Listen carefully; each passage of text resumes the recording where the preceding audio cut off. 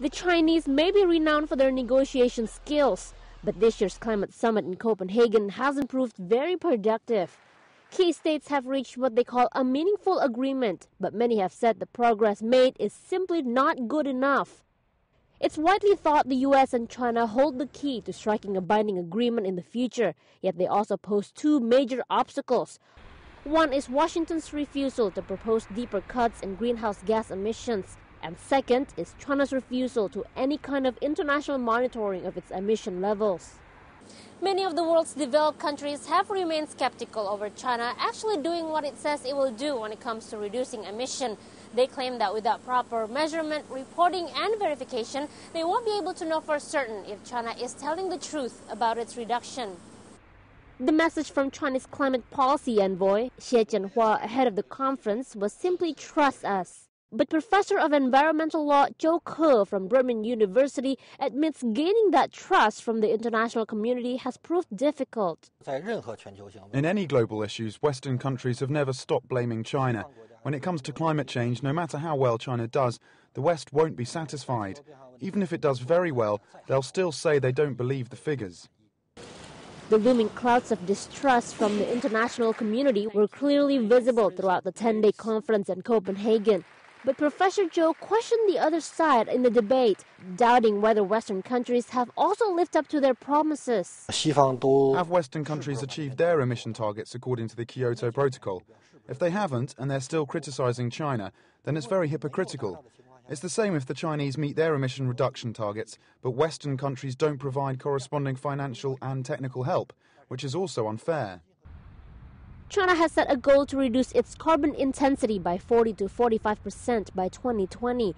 The U.S. says it believes that this target is too low, and a top American official called it disappointing the day it was announced. But Professor Zhou and others disagree, saying that China's goal is ambitious. The target of 40 to 50% is a little bit too high for China. China is facing more pressure than other countries because coal is a main energy resource in China. If China wants to start using new green energy, it needs to spend more money to develop technology. But China is weaker than the developed countries in terms of economic power. Professor Zhou also emphasized that if China doesn't get support from developed countries, it will face difficulties in reaching its emissions target. The U.S. says it's ready to give billions of dollars to developing countries most vulnerable to a changing climate, including China. But it's thought Congress would only sign off on a deal if China allows its emission commitments be opened up to public scrutiny, and that currently seems a long way off.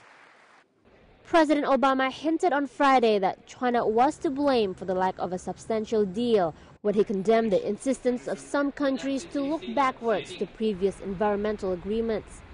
Those comments show the issue of trust between the two sides certainly won't be solved overnight. But whether or not the world believes China could become a side issue to the ultimate aim, and that's for China, the world's biggest carbon emitter, to play a central role in global efforts to reduce the threat of global warming. Professor Zhou believes that China is on track to achieve its emissions target. Due to China's energy-saving policies and its emission reductions over the past years, the country has produced very good results. China has already saved 600 million tons of coal. That's the equivalent of saving 1.5 billion tons of carbon emissions, or about 30% of the total. If China continues on this path, it can definitely reach its emission target. And only time will tell if China and the rest can realize that goal. Sylvia Gunawan, BON.